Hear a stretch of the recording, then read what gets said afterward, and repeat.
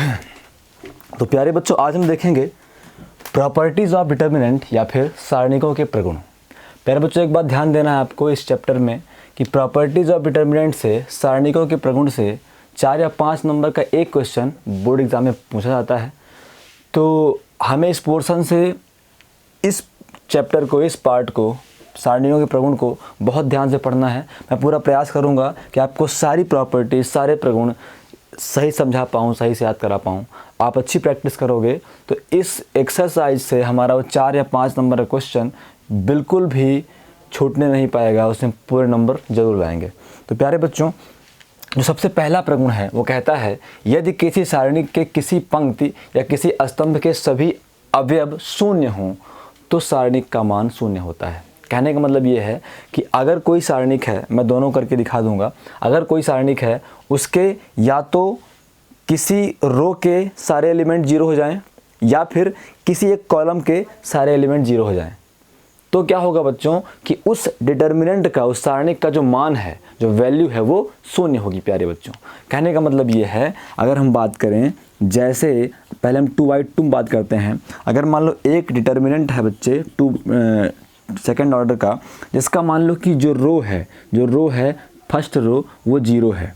First row क्या है बच्चों? वो 0 है। अब इसकी वैल्यू निकालेंगे बच्चे, तो क्रॉस मल्टीप्लिकेशन होता है, इसका गुणा इससे होता है, तो 2 × 0 होगा 0, फार्मूले का माइनस 1 × 0 = 0, तो डेल्टा = प्यारे बच्चों क्या हो गया? 0 हो गया। तो हमने क्या पढ़ा अभी? यदि किसी सारणी के किसी पंक्ति, यदि किसी सारणी के किसी पंक्ति, तो पहली पंक्ति थी प्यारे बच्चों, किसी पंक्ति या किसी स्तंभ के सभी अवयव शून्य हों। सभी अवयव, ध्यान रहे बच्चों, 1-2 अवयव नहीं, जितने अवयव उस रो में हैं, किसी रो में, किसी कॉलम में, अगर वो सारे अवयव, सारे एलिमेंट शून्य होंगे तो ही सारणिक का मान क्या होगा प्यारे बच्चों? शून्य होगा। तो यहाँ पे रो 1 थी, जो R1 थी, उसके सारे एलिमेंट क्या थे बच्चों? 0 थे, इसलिए इस सारणिक का मान क्या आ गया? 0 आ गया। अब उसके बाद हम 3/3 पे भी देख सकते हैं बच्चों, डेल्टा = सपोज करें 0, 0 और 0, 1, 2, 3, 4, 5 और 6। तो प्यारे बच्चों, क्या होता है आपको पता है कि इसका प्रसार कैसे करते हैं हम? 3/3 या फिर थर्ड ऑर्डर जो हमारा डिटर्मिनेंट है उसका हम प्रसार, एक्सपेंशन कैसे करते हैं? तृतीय कोटि के सारणिक का प्रसार। प्यारे बच्चों, सबसे पहले क्या लेते हैं? इसको 0 को लेते हैं, है ना, इसको लेते हैं, इसको लेने के बाद इनटू इसका जो है कॉलम छोड़ो, इसका जो है रो छोड़ो। उसके बाद क्या बचता है हमारा? डिटर्मिनेंट बचता है 2, 3, 5 और 6। पीछे जाएं बच्चे, पुरानी एक्सरसाइज को पढ़ें कि हमने थर्ड ऑर्डर डिटर्मिनेंट को, तृतीय कोटि के सारणिक का प्रसार किस तरीके से किया था। प्यारे बच्चों को पता है, ये प्लस होता है, ये माइनस होता है, और फिर ये क्या होता है बच्चों? ये प्लस होता है। तो यहाँ पे क्या होगा बच्चे? -0 होगा। उसके बाद अब इसका रो हटा देंगे, इसका कॉलम हटा देंगे, क्या बचेगा प्यारे बच्चों? 1, 4 बचेगा, 3 और 6 बचेगा। तो 1, 4 बचेगा, 3 और 6 बचेगा, और फिर +0 प्यारे बच्चों, इसका हटाएंगे कॉलम, इसका हटाएंगे रो, 1, 4, 2 और 5, तो 1 और 4, 2 और 5। प्यारे बच्चों को पता है 0 से किसी का गुणा होगा वो 0 होगा, 0 से किसी गुणा होगा ये 0 होगा, 0 से किसी का गुणा होगा वो 0 होगा, तो डेल्टा = 0। अगेन हमारा आंसर आ गया।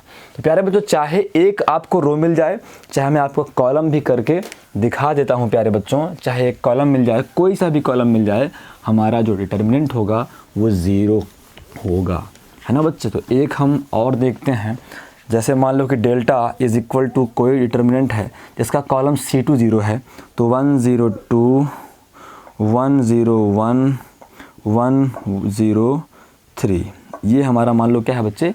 डिटर्मिनेंट है ना बच्चे। अब इसका प्रसार हम करते हैं। प्रसार कैसे होता है प्यारे बच्चों? आप सबको पता है, इसे हम प्लस करते हैं, इसे हम माइनस करते हैं, और इसे हम प्लस करते हैं बच्चे। जब मैं इसको 1 को लूँगा तो 1 को ले लिया मैंने, अब इसका कॉलम, इसका रो हटा दिया, तो क्या बचा? 0, 0, 1, 3, 0, 0, 1 और 3।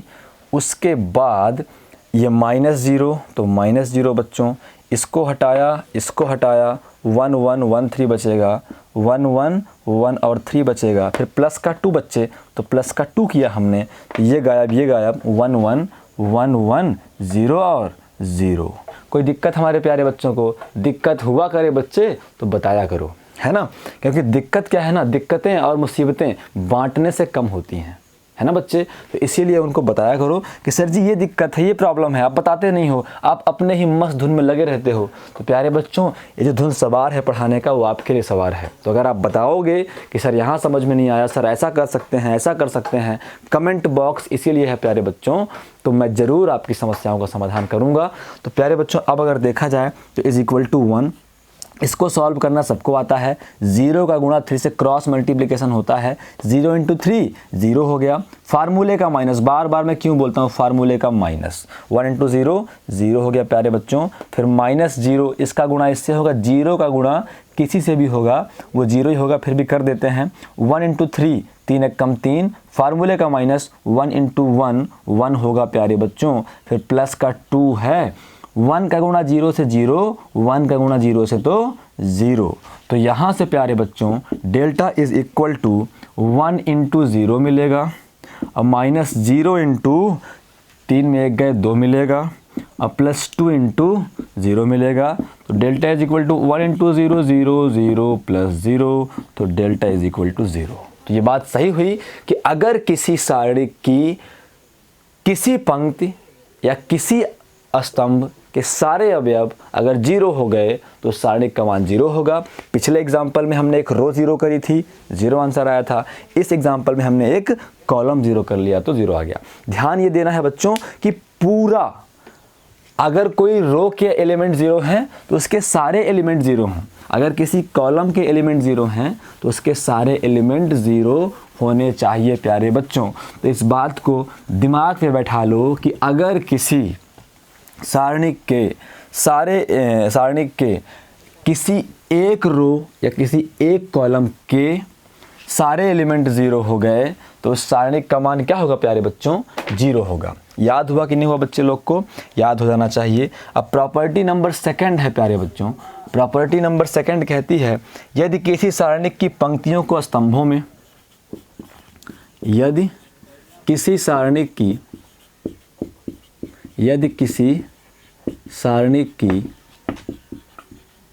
पंक्तियों को स्तंभों में एवं स्तंभों को यदि किसी सारणी की पंक्तियों को स्तंभों में एवं स्तंभों को पंक्तियों में परस्पर बदल दिया जाए, स्तंभों को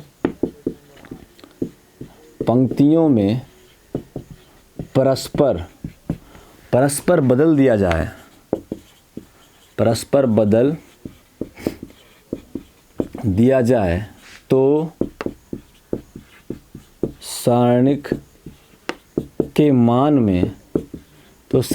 मान में कोई परिवर्तन नहीं होता है, कोई परिवर्तन नहीं होता है। प्यारे बच्चों मैं बार बार चिल्ला के कह रहा हूँ कि आपको नोट्स ज़रूर कंप्लीट करनी है।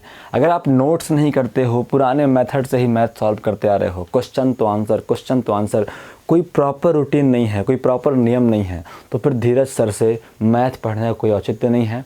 आप कोई शॉर्टकट टीचर ढूंढ सकते हो जो आपको जल्दी सिलेबस पूरा करा के आपको बोर्ड एग्ज़ाम में मात्र नंबर दे सकता है। अगर आपको कॉन्सेप्ट क्लियर नहीं करनी है तो आप बिल्कुल मुझे बाइकआउट कर देना, चाइना की तरह। आई बात समझ में प्यारे बच्चों, अगर कॉन्सेप्ट सही करनी है, अगर ज़िंदगी में कुछ बेहतर करना है, अगर छोटी छोटी बातों की जिम्मेदारियां समझनी है तो ही आपको मेरे पास आना है और अपनी ज़िंदगी को बेहतर बनाना है प्यारे बच्चों।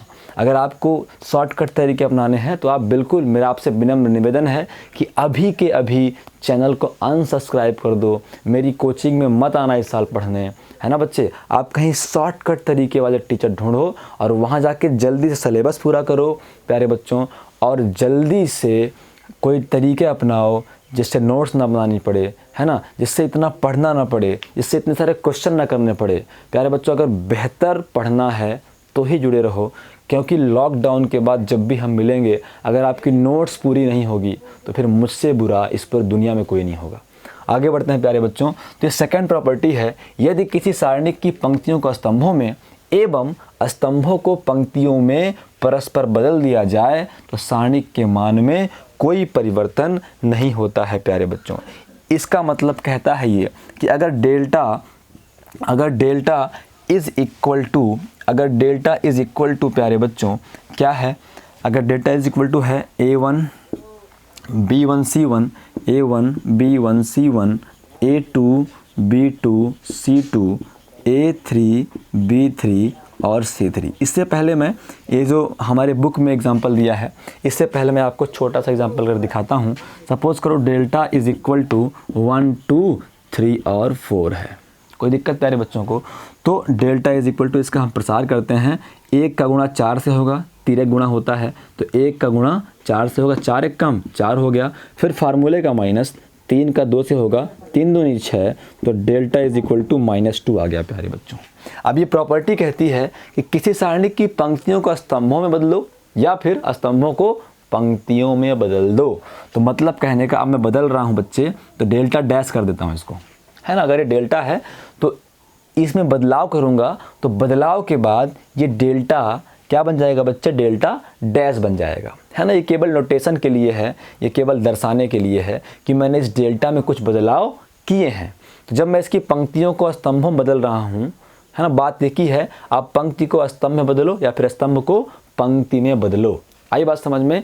एक बार में एक ही काम करना है। अगर एक ही बार में आप दोनों काम कर दिए कि पंक्ति को स्तंभ में कर दिया, स्तंभ को पंक्ति में कर दिया, तो वापस वही डिटर्मिनेंट हमको मिल जाना है प्यारे बच्चों। तो अब मैं क्या कर रहा हूँ, 1 2 ऐसा है तो उसको ऐसा कर रहा हूँ, रो में है तो उसको कॉलम में, रो में है तो कॉलम में, तो बन जाएगा बच्चे 1 2, और ये रो है तो कॉलम में बन जाएगा बच्चे 3 और 4।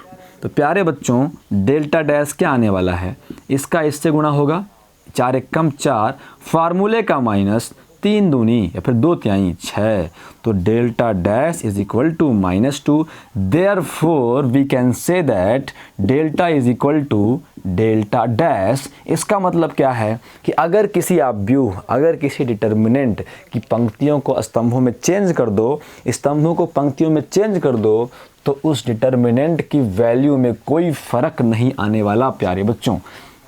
तो बस यही बात ये भी कह रहे हैं कि अगर आपके पास डेल्टा है, डेल्टा आपके पास ये है, तो इसका आप अगर प्रसार करोगे प्यारे बच्चों तो क्या आना है, अगर इसका हम प्रसार करेंगे प्यारे बच्चों तो हमें क्या मिलना है, हमें मिलना है बच्चे, है ना, हमें क्या मिलना है प्यारे बच्चों, A1 के बाद उपसारणिक क्या लेंगे, A1 का उपसारणिक, ये पंक्ति हटाओ और ये स्तंभ हटाओ, तो क्या बचेगा, B2 C2 B3 और C3। आई बात समझ में?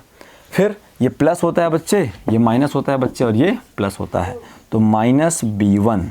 अब B1 वाला रो हटाओ, B1 वाला कॉलम हटाओ, A2 A3 C2 C3। तो प्यारे बच्चों A2 A3 C2 और C3। ऐसे ही प्लस का C1 है प्यारे बच्चों, तो C1 वाला रो, C1 वाला कॉलम, A2 A3 और B2 और B3।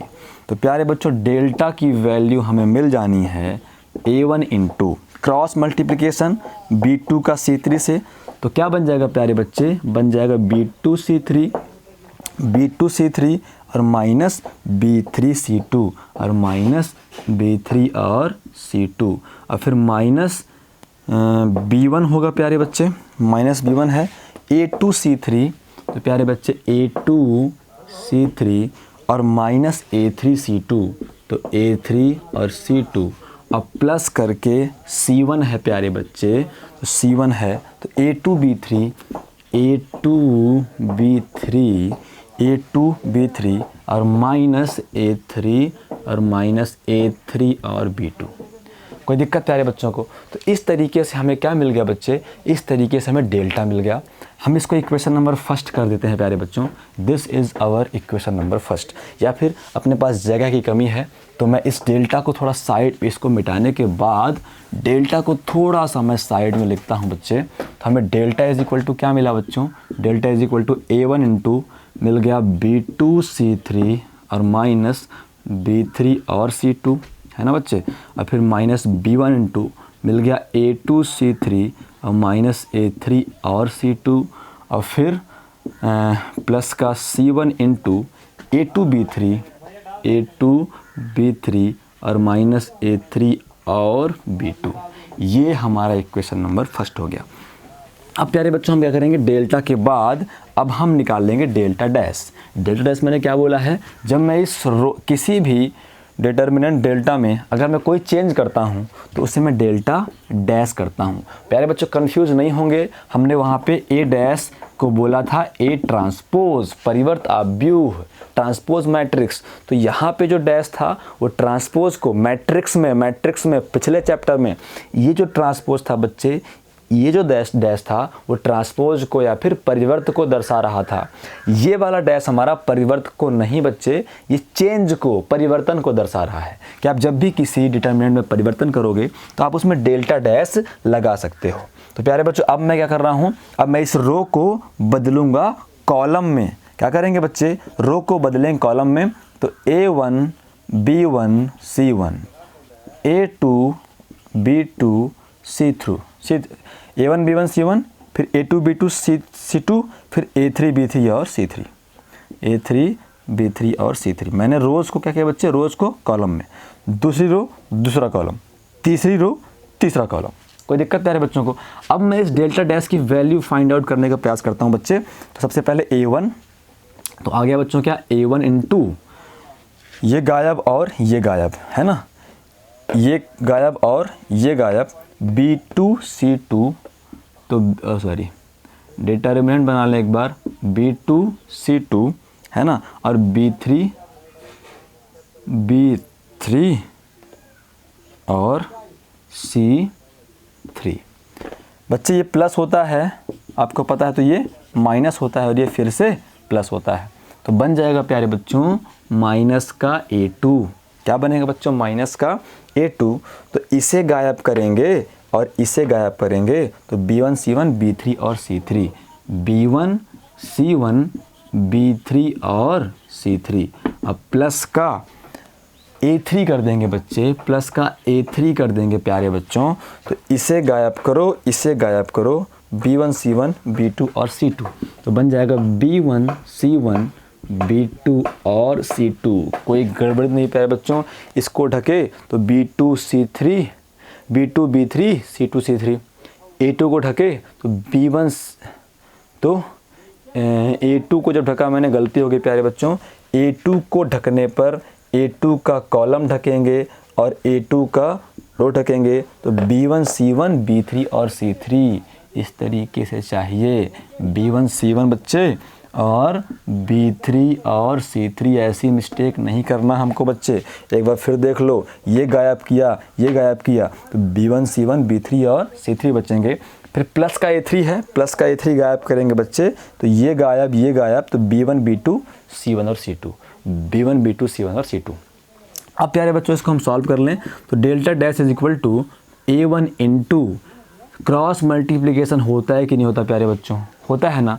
तो B1 का C3 से, सॉरी B2 का C3 से बच्चे, तो बन जाएगा B2 C3 फार्मूले का माइनस, चाहे C2 का करो B3 से, तो बन जाएगा C2 और B3 प्यारे बच्चों, माइनस यहाँ पे है A2 B1 का C3 से, तो B1 C3 माइनस फिर C1 का B3 से, तो बन जाएगा C1 और B3।